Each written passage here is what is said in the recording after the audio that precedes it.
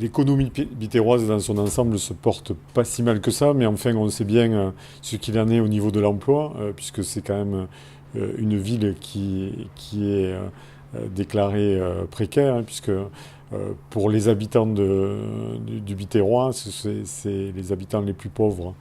Malheureusement, on a ce record-là. Maintenant, sur les entreprises, il y a 15 000 entreprises quand même sur le Biterrois, donc le tissu économique est porteur. Maintenant, il faut l'accompagner et il nous faut créer un peu plus de ressources économiques grâce aux entreprises. On investit plus de 2 millions d'euros par an, c'est 20% de notre budget sur les 10 dernières années, que ce soit de façon directe ou indirecte, puisqu'on accompagne énormément l'habitat, la rénovation des façades, la requalification des cœurs de ville. Demain, ça va être la Devèze qu'on doit refaire dans le cadre du NPNRU, où on va apporter plus de 27 millions d'euros sur les 5 ans qui vont venir. L'État nous accompagne à hauteur de 20 millions d'euros, nous l'espérons, et la ville un peu, bien sûr, la ville-centre. Mais le but, c'est de lancer toutes les entreprises. Alors, il n'y a pas que le bâtiment, mais quand le bâtiment va bien, tout va bien. Par ailleurs, on a une pépinière d'entreprises qui nous permet d'accueillir les entreprises innovantes. Alors, c'est des entreprises qui sont en devenir, on les accompagne, on leur permet une logistique et un accompagnement administratif et financier avec d'autres partenaires.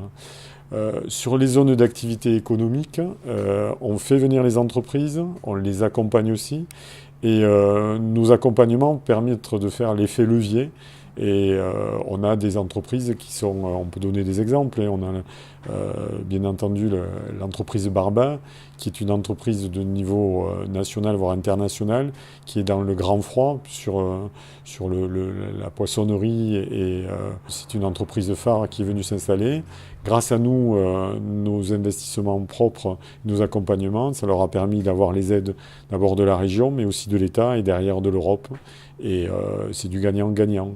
On s'est battu aussi pour que le roi Merlin, à la dernière CNAC, malgré les recours qui ont été posés, va s'installer. C'est 128 emplois. Decathlon se le délocalise aussi avec de nouveaux procédés de commercialisation et de dynamisation.